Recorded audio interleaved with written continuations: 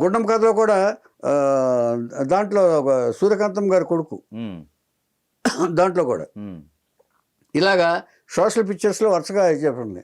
ఈ లోపల వచ్చింది మన జమున గారికిను రామారావు గారికి ఎన్టీఆర్ గారికి ఇది వచ్చేసింది కదా, కొంతకాలం అవాయిడ్ చేశారు వాళ్ళు, ఎవరు జమున గారిని.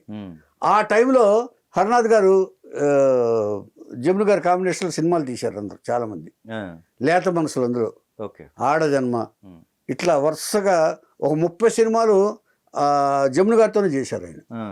వాళ్ళిద్దరి మధ్య అట్లా అండర్స్టాండింగ్ ఉందని అప్పట్లో రూమర్స్ కూడా వచ్చినాయి. బికాజ్ జమున గారు కూడా బాగా సపోర్ట్ చేశారు ఈవిని.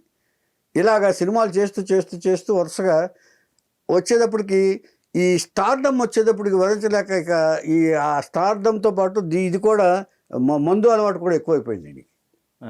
రోజు తాగి వచ్చేయటం, సెట్లోకి రావటం, తాగి ఇచ్చేసిన. కాకపోతే ఆ తర్వాత ఈయనకి తోడు ఎస్వి రంగారావు తోడయ్యారు.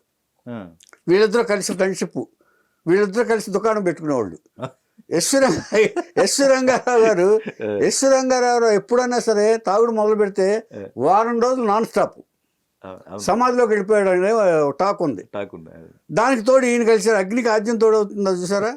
వీళ్ళిద్దరూ కలిసి ఫ్రెండ్షిప్ అంటే ఏజ్ ఇదైనా సరే ఆ దాంట్లో మాత్రం ఫ్రెండ్స్. ఇది అక్కడ ఏజ్ ఉండదు ఏమండి. వీళ్ళిద్దరు కలిశారు.